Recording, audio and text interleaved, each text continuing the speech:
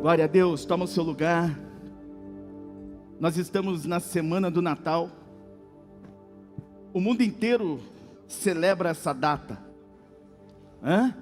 Se você liga a televisão, se você acessa a internet, você vai ver que o mundo inteiro, seja no Ocidente, no Oriente, do Oiapoque ao Chuí, todos estão comemorando o Natal. Uma data em que se faz menção do tal do Papai Noel, das árvores de Natal, de presentes, presentes e mais presentes. Ainda que, lembremos que apesar de não ser essa data específica, o verdadeiro motivo de toda essa festividade, que deveria ser o nascimento de Jesus, pelo menos para os cristãos, comemora-se o Natal, o nascimento de Jesus, mas tem sido esquecido por causa do Papai Noel, por causa das árvores, por causa dos presentes. Eu tenho um dado interessante para te dar. Christmas Blues, ou tristeza natalícia, é uma síndrome emocional que tem tomado a humanidade nessa época. Eu não sei se você já sentiu ou se deparou com pessoas que quando chega o final do ano, próximo do Natal, se sentem entristecidas, ficam chateadas, se entristecem com muita facilidade. Um estudo científico aponta que mais de 30% da população sofre de depressão nessa época do Natal. Mais de 30% da humanidade entra em depressão, tristeza profunda, justamente nessa época natalícia. E foi constatado que os principais sentimentos que surgem nesse período do Natal é de culpa, é de frustração, por conta muitas vezes da comparação. Porque as pessoas olham para trás e muitas vezes constatam que não atingiram seus objetivos, que não renderam e não foram necessariamente suficientemente bons para que terminasse o ano de forma positiva, e que não alcançaram os seus objetivos que foram planejados. Isso tudo traz frustração, traz uma baixa autoestima e gerando muita angústia. Olha para quem está do seu lado e fala assim: você não precisa passar por nada disso. Fala para ele. Olha para o outro lado e fala assim: você não faz parte desses 30%. Aliás, eu tenho um recado aqui para te dar, irmãos. Essa semana, quando vocês estiverem juntos com a sua família, com os seus amigos, com as pessoas que vocês amam, não em volta de uma árvore que não tem simbologia bíblica nenhuma, mas quando vocês estiverem em volta de uma mesa, diga mesa. E eu profetizo que a sua mesa será farta, que a sua mesa será abençoada e que na sua mesa terá Jesus. Você pode dar um aplauso a Jesus por isso? Então, quando você estiver reunido com seus familiares, amigos, em volta dessa mesa farta, você precisa se lembrar, você precisa se posicionar, você precisa reconhecer que Jesus nasceu e que Ele continua vivo. O fato dele ter nascido, ok, muitos outros nasceram. Buda nasceu, Maomé nasceu, Alá nasceu, muitos outros nasceram. Todos morreram, mas só tem um que ressuscitou e que vivo está, e esse é o meu e o teu Jesus. Se você se alegra, diga amém, glória a Deus, aleluia, dá um aplauso, faz alguma coisa em nome de Jesus. E é incrível, irmãos, que todos nós que nascemos, olha para o lado e vê se alguém aí nasceu, se alguém que está do seu lado já nasceu, porque tem gente que acha que nasceu, mas está morto ainda, tem cara de morto, jeito de morto, anda igual morto, cheira, não sei, igual morto. Mas todos nós que nascemos, nós temos uma história, nós temos uma trajetória, nós temos uma genealogia. E com Jesus, o fato dele ter nascido não foi diferente. Ele também tinha uma árvore genealógica. E a Bíblia, irmãos, é impressionante que ela nos apresenta a genealogia de Jesus em duas versões, em duas perspectivas diferentes. Nós estamos cheios de teólogos aqui, homens e mulheres apaixonados pela palavra de Deus. Posso ouvir amém? Nós temos quantos evangelhos na Bíblia? 4 evangelhos, uau! Desses evangelhos, quantos contam a genealogia de Jesus? Peguei você? Os 4, errou. Dos 4, quantos mencionam a genealogia, a história, a trajetória de Jesus? Faz com o dedo aí, eu quero ver se é crente. Olha, tem gente que falou 1, 3, não. Quem falou 2 acertou. Dá um aplauso ao Senhor, dá um aplauso lindo a Jesus. 2. Somente 2 dos evangelhos contam sobre a trajetória, a história, a genealogia de Jesus. E é engraçado que essas 2 versões trazem perspectivas, versões diferentes uma da outra. Pergunta para o irmão, pergunta para o crente que está do seu lado aí. Quais são os evangelhos que contam? Pergunta bem. Agora conta para ele. Fala para ele quais são. Quais são? A pastora Karina sabe. Fala aí para o pastor Lucas que ele não sabe. São 2 evangelhos que contam. Mateus e Lucas. Mateus e Lucas. Lucas e Mateus. Mateus nos apresenta que Jesus vem como descendente de Abraão, enquanto Lucas retrocede a sua história, volta no tempo até Adão. Mateus apresenta Jesus como o rei dos judeus, porém Lucas o apresenta sendo como um homem perfeito. Marcos e João, que são os outros 2 evangelhos, não tratam da genealogia de Jesus. Por quê, pastor? Por causa do propósito para qual esses 2 autores escreveram seus evangelhos. Marcos escreveu para os romanos, irmãos, apresentando Jesus como servo. Marcos destacava mais as obras de Jesus do que propriamente as palavras de Jesus. Enquanto que João escreveu de uma forma universal, apresentando Jesus Cristo como sendo Filho de Deus. Diga, Filho de Deus. E como Filho de Deus não tem genealogia. Então é por isso que esses 2 evangelhos não retratam, não contam a genealogia de Jesus.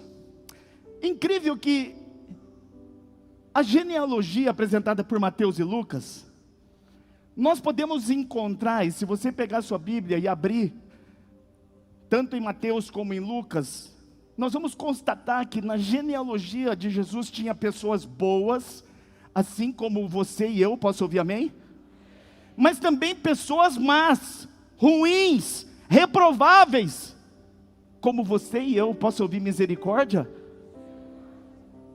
E ainda o pior, além de terem pessoas ruins, reprováveis, pecadoras na genealogia, pessoas inclusive que se levantaram contra o próprio Deus. Abra aí em Mateus capítulo 1. Mateus capítulo 1, a partir do verso 1.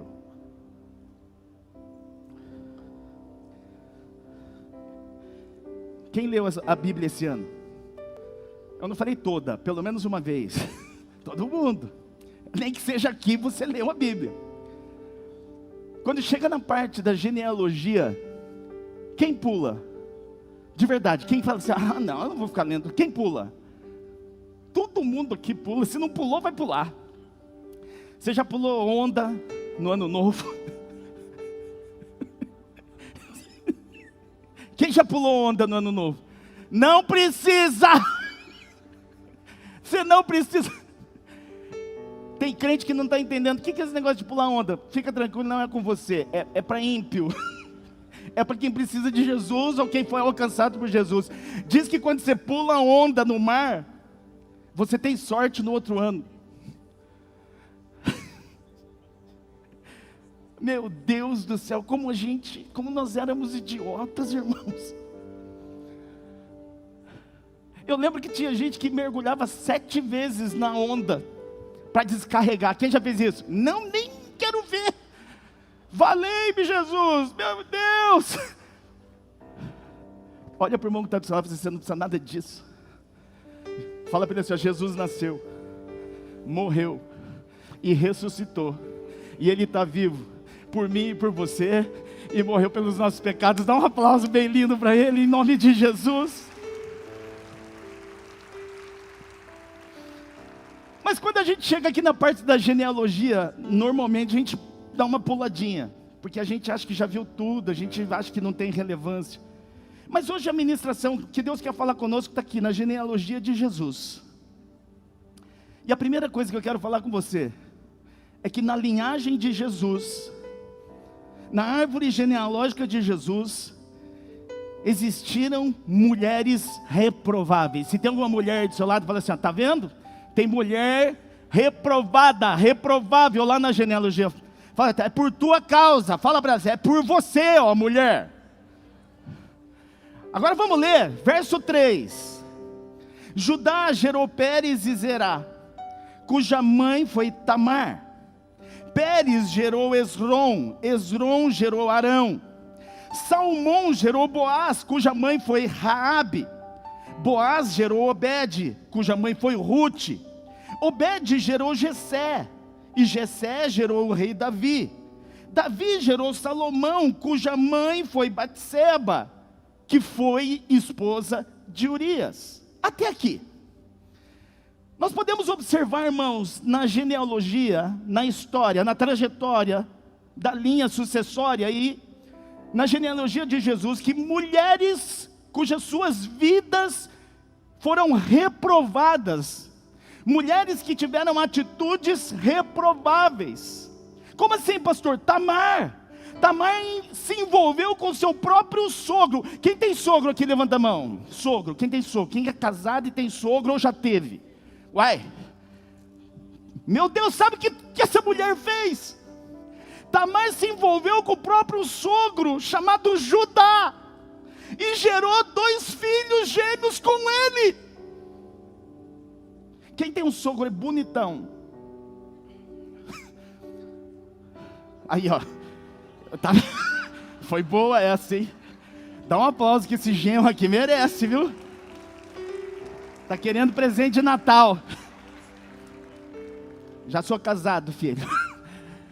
Mas olha só o que Tamar fez. Ela se envolveu com seu sogro Judá e gerou junto com o seu sogro 2 filhos gêmeos, Pérez e Zerá. Como não bastasse, tem outras mulheres. Lembra de Raabe?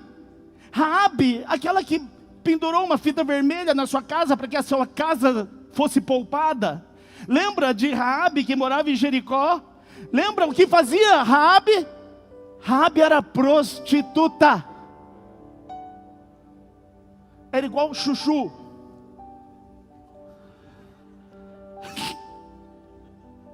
Quem já viu um pé de chuchu?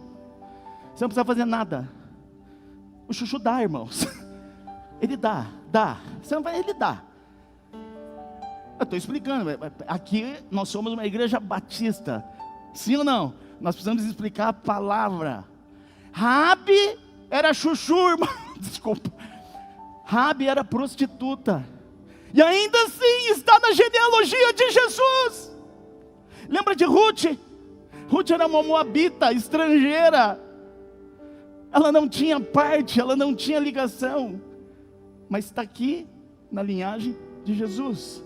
Lembra de Batseba? Eu vou refrescar a tua memória. Diz que essa mulher estava num dia na varanda da sua casa tomando banho. E Davi ganhou a fita e ficou observando. Davi que era casado, ela era casada, e ele desejou aquela mulher, ele teve aquela mulher, e o seu marido foi assassinado na frente de batalha. Ou seja, Batseba adulterou com Davi, traiu seu marido, e ainda assim, essas mulheres estão na linhagem de Jesus, na genealogia de Jesus. Irmãos, com certeza, nenhum de nós aqui teríamos prazer, alegria, orgulho de mencionar alguém da nossa família, como qualquer uma dessas mulheres que eu mencionei nas nossas árvores genealógicas. Talvez nós omitiríamos, esconderíamos, talvez nós nunca comentássemos histórias como essas. Na minha família, não. Na minha família, não tem. Na minha família, todo mundo é certinho, bonitinho, cheirosinho. Todo mundo é honesto. Ninguém nunca fez nada de errado. E não falaríamos do passado da nossa genealogia. E aí eu pergunto para você, por que será que Deus permitiu essas mulheres fazerem parte da genealogia, das histórias, para que Jesus chegasse onde chegou e acontecesse tudo o que aconteceu? Por que que essas mulheres estão na linha, estão na genealogia de Jesus? Sabe por quê, irmãos? Simplesmente para reforçar uma grande verdade, que o Filho de Deus, Jesus, você pode dizer comigo, Jesus, uma verdade, para reforçar uma verdade, que o Filho de Deus, Jesus, ele se identificou com os pecadores, como eu e você, e ele veio nos buscar e nos salvar, e nos dar a oportunidade de uma vida abençoada. Tem alguém me entendendo aqui que pode dizer amém? Dá um aplauso lindo para Jesus. Deus permitiu, na sua linhagem, na linhagem de Jesus, mulheres como essas, prostitutas, fofoqueiras, maledizentes, mulheres como essas, porque Jesus se identifica com o pecador. Ei, eu quero te dizer uma coisa, eu não sei como está acabando o seu ano, se você não se acha merecedor, se você tem feito comparação de você com alguém, se você tem olhado o resultado de outras pessoas em relação aos seus resultados, eu não sei como é que você está chegando ao final do ano.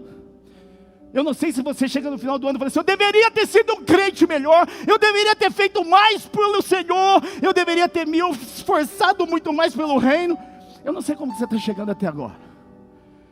O que eu sei é que existe um inimigo das nossas almas chamado Satanás, e ele quer plantar dentro do seu coração frustração, angústia, decepção, por aquilo que você planejou ser e não foi. Mas eu tenho uma notícia para te dar, existe um Jesus, que morreu, ressuscitou e vive está, para restaurar tua sorte, para mudar tua vida, teus sentimentos, para te dar vitória, e para te prometer que existe sim, um ano de 2025 muito melhor, daquilo que você viveu em 2024, só quem recebe diga amém, o a mais alto que você pode, e dá um aplauso a Ele, em nome de Jesus. Sabe por quê? Não é porque você é bonitinho, bonitinha, não. Não é porque você é todo certinho. Não é porque você faz as coisas dentro daquilo que você julga ser perfeito. Não é por isso. É porque Jesus se identifica com um pecador como você. Olha para o lado e fala assim, ó, pecador como você. Olha para o outro lado e fala assim, ó, pecadora como você. Sim, não é porque nós nos julgamos bonzinhos, assertivos, acima da média, não é porque a gente vem para a igreja quinta, sábado, domingo, não é porque a gente participou de uma vigília de 24 horas de adoração. Aliás, se eu perguntar agora, quem veio na vigília? Nem responde, porque eu fico com vergonha de quem não veio. A pastora falou assim para mim, amor, deixa a igreja aberta, nós somos uma igreja com mais de 1.500 pessoas, não vai dar no centro de oração. Eu falei, fica tranquila, nós somos uma igreja com mais de 1.500 pessoas, porém, contudo, entretanto, 20% virá nos 12 horários que nós temos separados. Quantos querem um avivamento do Senhor? Digam amém. Quantos querem de verdade salvação para Hortolândia, Sumaré, Montemor, para o Brasil? Diga aleluia. Por que você não faz a sua parte? Por que você não fez a sua parte? O que você estava fazendo da meia-noite às 6? Olha para o lado e fala assim, fica tranquilo. Fala, bem baixinho, fala, fica tranquilo. Fica tranquilo, porque o Jesus que nós servimos se identifica com um pecador como você e eu, e as faltas que nós cometemos Ele perdoa e nos dá a oportunidade de sermos ainda melhores. Eu tenho uma notícia para te dar, ano que vem não serão 24 horas, serão 48 horas, e eu estarei presente. Mais alguém vai estar aqui comigo? Glória a Deus, dá um aplauso ao Senhor. Meu Deus! Meu Deus! Essas mulheres aqui, essas mulheres estão na genealogia, primeiro porque Jesus, o Filho de Deus, o Cordeiro Santo que tira o pecado do mundo, ele se identifica com os pecadores. Sabe por que você é tão apaixonado por Jesus? Porque você é pecador. Sabe por que você ama, venera, adora Jesus? Porque você é pecadora. Sabe por que nós estamos aqui, terminando 24 horas de oração? Porque nós também somos pecadores, mas Deus se identifica conosco. Ele viveu, Ele vive por nós. Se você está entendendo, diga glória a Deus. Dá mais um aplauso para Ele, em nome de Jesus. Está vendo quanta mulher imprestável na linhagem de Jesus? Quanta mulher que não valia nada, mas estava na linhagem de Jesus? Agora, se você tem um homem aí do seu lado, fala assim: se segura porque agora é a tua vez. Fala para ele. Viu, bonitão? Achou que era só a mulherada, né? Ah, tinha que ter essas mulheres mesmo. Essas feministas, empoderadas. Pois é. Também tem homem. Na linhagem de Jesus também existia um homem reprovável, talvez piores do que as mulheres. Olha aí o verso 2. Você vai se assustar, hein? Abraão gerou Isaac, Isaac gerou Jacó, Jacó gerou Judá e também seus irmãos. Verso 6. E Jessé gerou Davi. 7. Salomão gerou Roboão, Roboão gerou Abias, Abias gerou Asa.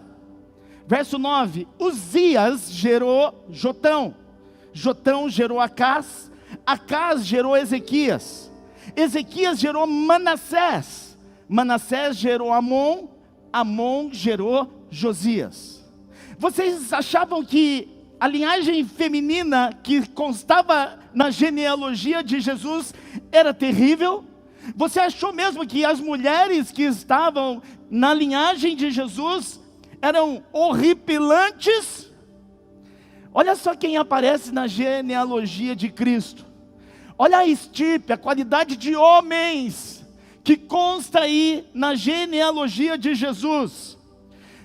Nós vemos que na árvore genealógica de Cristo, homens com marcas de pecados horríveis, reprováveis, indignos, estão aí nessa lista. A gente começa pelos patriarcas, que fazem parte dessa genealogia de Jesus. Os patriarcas, Abraão, Isaac e Jacó. Abraão, Isaac e Jacó, irmãos, tiveram momentos de pecados em suas vidas, fraquezas, principalmente na área da mentira, mentirosos. Os patriarcas, Abraão, Isaac e Jacó, mentirosos, omitiam, esconderam verdades, contaram mentiras, inverteram verdades dos fatos. Sabe por quê? Por causa do medo, medo de sofrerem consequências das suas atitudes e dos seus atos. Irmãos, em alguns momentos, Abraão, Isaac e Jacó, os homens que nós conhecemos como sendo os patriarcas, demonstraram fraquezas, fragilidades, foram sim repreensíveis, mas foram reprováveis. Eu não sei, homem, como você chegou até aqui, eu não sei como você chegou até o final do ano. A melhor pessoa para dizer se você está sendo aprovado ou reprovado é sua esposa, é sua mãe, são seus filhos. Quer saber se você está aprovado? Pergunta para tua esposa: você passou ou você está na média? Você passou ou você está de recuperação? Você passou ou você está reprovado? A melhor pessoa para dizer se você está aprovado ou não é sua esposa, são seus filhos, é a sua mamãe. Na genealogia de Jesus, o nosso Senhor, o teu Senhor, ainda aparecem algumas outras figuras interessantes, além dos patriarcas Abraão, Isaac e Jacó. Davi, o grande rei Davi. A Bíblia conta que as mãos de Davi estavam cheias de sangue, de tantas vidas que foram tiradas por conta de Davi. E mesmo sendo um assassino contumaz, ele consta na lista da genealogia de Jesus. Como não bastasse, lembra de Roboão? Roboão ele governou Judá. De que forma que Roboão governou Judá? A Bíblia diz que ele foi um rei truculento, violento, e que não tinha misericórdia do povo. E você acha que para por aí? Eu estou só citando nomes de homens que estão na genealogia que nós lemos nos versículos anteriores. E o rei Acás? O rei Acás, a Bíblia diz que ele governou perseguindo o povo, maltratando o povo. E sabe o que Acás foi capaz de fazer? Ele matou seus próprios filhos e tacou fogo, queimando-os. Sem contar outra atrocidade que Acás fez, ele mandou matar Isaías e mandou serrar o seu corpo. E todos esses homens estão na genealogia de Jesus. Homens maus, perversos, pecadores, reprováveis.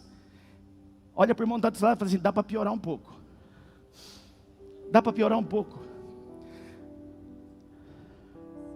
A genealogia de Jesus também fala de um outro rei, um outro homem chamado Manassés. Eu acho que o pastor Lucas um dia pregou uma palavra sobre Manassés. O rei mais malvado que a Bíblia menciona. Está vendo como eu guardo suas ministrações? Eu guardo as ministrações, você não lembra as minhas. Ei! Na genealogia de Jesus tinha Manassés, que foi um rei extremamente violento. Manassés banhou Jerusalém com sangue. Ele era verdadeiramente um monstro, um tormento para o seu povo. Irmãos, aonde eu quero chegar com tudo isso? Olha para a genealogia de Jesus. Olha para o irmão que está do seu lado e fala assim: ó, você até é bonitinho. Fala, você é até bonzinho perto desses camaradas aí. Sabe qual que é a intenção?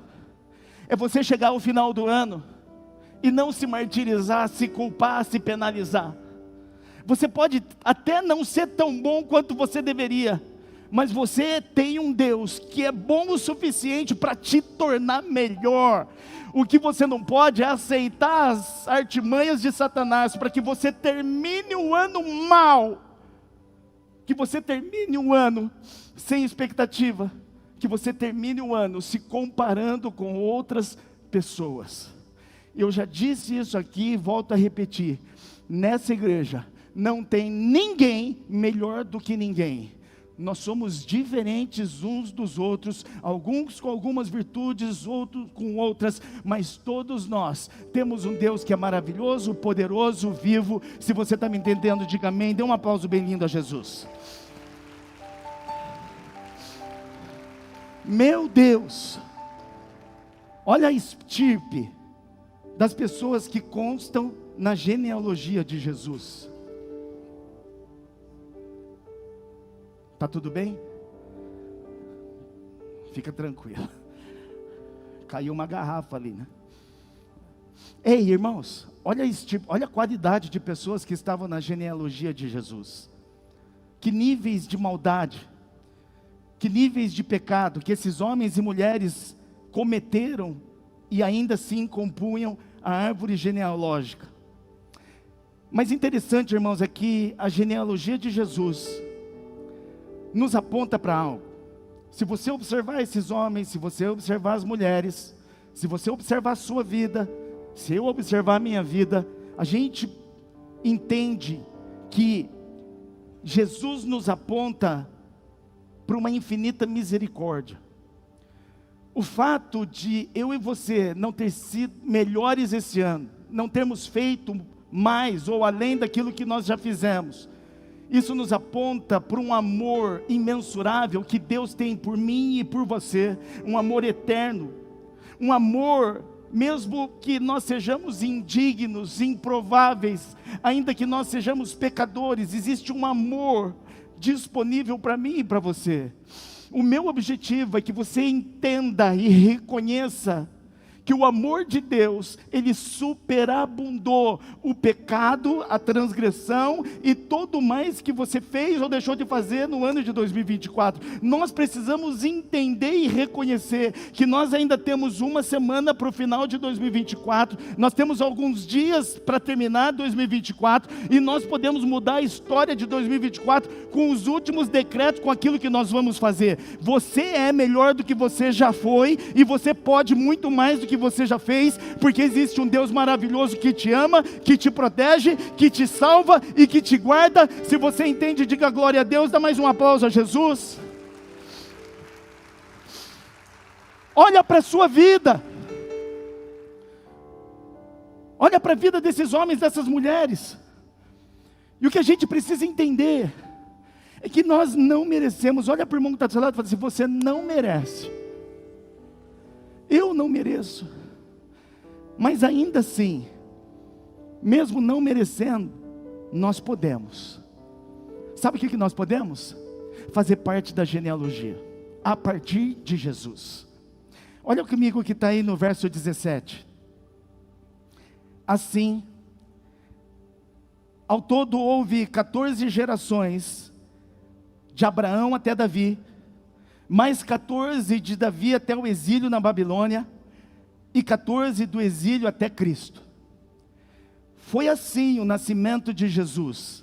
Maria, sua mãe, estava prometida em casamento a José, mas antes que eles se unissem, ela se encontrou grávida pelo próprio Espírito Santo. Por ser José o seu marido, um homem justo, e não querendo expô-la à desonra pública, pretendia anular o casamento secretamente. Mas depois de ter pensado nisso, apareceu-lhe um anjo do Senhor em sonho e disse: José, filho de Davi, não tema receber Maria como sua esposa, pois o que nela foi gerado procede do Espírito Santo. Ela dará à luz a um filho, e você deverá dar-lhe o nome de Jesus, porque ele salvará o seu povo dos seus pecados. Meu Deus do céu! Essa semana o mundo para. Essa semana todas as atenções estão voltadas para uma árvore de Natal belíssima, algumas delas caindo pelo mundo afora, desabando pelo mundo afora, e fica em segundo plano aquilo que de fato eu e você deveríamos estar com toda a nossa atenção voltada, que é Jesus Cristo. Existe um falso apelo no mundo de que o Natal é para se comemorar Jesus, mas nós vemos claramente que o Natal virou uma data extremamente comercial, capitalista, para se levantar dinheiro. Mas nós, como cristãos, precisamos entender que nessa época em que o mundo diz comemorar o nascimento de Jesus, nós de fato entendermos, reconhecermos que Jesus nasceu e que nós não estamos sozinhos. Eu quero que você entenda de fato que esse último versículo que nós lemos, o 21, que diz que o nome dele será Jesus, porque ele salvará o seu povo dos seus pecados. Pergunta que não quer calar, seja sincero com você: quantos aqui pecaram em 2024? Sabe o que eu quero te dizer? Jesus é a nossa esperança.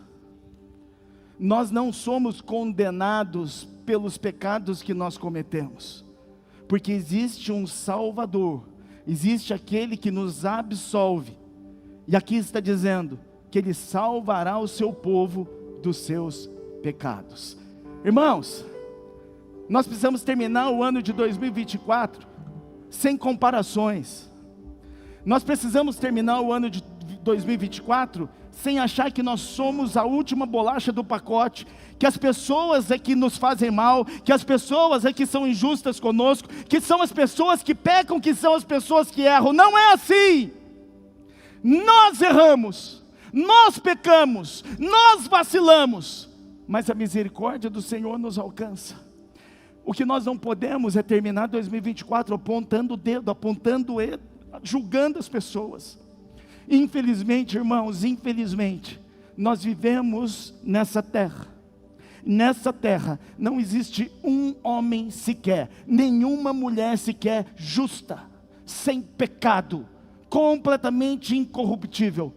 Olha para quem está do seu lado e fala assim: você é pecador sim. Olha para o outro lado e fala assim: você também é pecadora sim. Sabe o que significa, irmãos? Que com a mesma intensidade que a gente pede misericórdia para Deus dos nossos erros e pecados, eu e você precisamos exercer essa misericórdia para com os outros. Se nós entendermos, praticarmos isso, a nossa vida fica muito mais leve. Você não precisa terminar o ano odiando pessoas. Você não precisa terminar o ano desejando mal para pessoas. Você não deve terminar o ano repudiando. Você não deve terminar o ano querendo execrar, matando pessoas dentro de você. Você não precisa. Você não precisa. Sabe por quê? Porque você pode fazer parte da genealogia de Jesus. Jesus é aquele que nos promete salvação, absolvição. Mas se você continuar com seu coração pesado, se comparando, apontando o dedo, justificando seus erros em relação aos erros das outras pessoas, você termina 2024, começa 2025 da mesma forma. Eu quero te dizer algo: eu e você não somos merecedores, mas nós podemos fazer parte da genealogia de Jesus, a partir de Jesus, fazer parte da família de Jesus, sermos adotados por Jesus. Muitos de nós ficamos chocados com essa lista que nós lemos aqui em Mateus capítulo 1. Nós ficamos chocados com os erros, com os pecados de homens e mulheres assombrosos, terríveis, pecadores, maus, imorais, mas que constam na genealogia de Cristo. Mas pelo amor de Deus, nós precisamos fazer uma autoanálise nesse momento das nossas vidas. Das nossas vidas. Como você tem sido como marido? Como você tem sido como esposa? Como você tem sido como filho? Como você tem sido como discípulo? Como você tem sido como cristão? Deus nos trouxe hoje aqui para eu e você fazermos uma análise do que foi a nossa vida em 2024, de como nós nos portamos. Você pode até achar que não é merecedor, quer que eu te diga, não é mesmo, mas ainda assim, você pode fazer parte da família e da genealogia de Jesus. Eu quero convidar você a ficar em pé, em nome de Jesus. Somos indignos, assim como esses homens e mulheres que foram reprováveis. Somos pecadores sim, somos culpados, somos sim. Nossos corações são desesperadamente corruptos, irmãos. Nós somos errantes. Nós pecamos, nós erramos, nós vacilamos. Mas ainda assim você pode perguntar: e por que Deus então me escolheu, pastor? Ainda errante, pecador, mau. Por que o Senhor me escolheu? Por que o Senhor decidiu me amar? Por que Deus não poupou seu próprio filho, seu único filho, em detrimento a nós, que somos tão ruins, que somos tão pecadores, que não merecíamos estar na genealogia de Jesus? Por que Deus entregou seu filho na cruz? Por quê? Eu vou te responder: por causa da graça dele. Foi a graça dele que nos alcançou. Não é teu merecimento. Não, você não é bonitinho. Não, você não é perfeito. Foi por causa da graça. A graça dele que é infinita. Sabe o que significa infinito, irmãos? Que a graça dele é maior do que o seu e o meu pecar. A graça de Deus é maior do que os nossos pecados. É por isso que eu e você estamos aqui hoje, porque senão você teria sido consumido, eu teria sido consumido. Mas a graça de Deus nos faz e nos dá esperança de sermos melhores. Se você crê, diga amém, dê um aplauso a Jesus.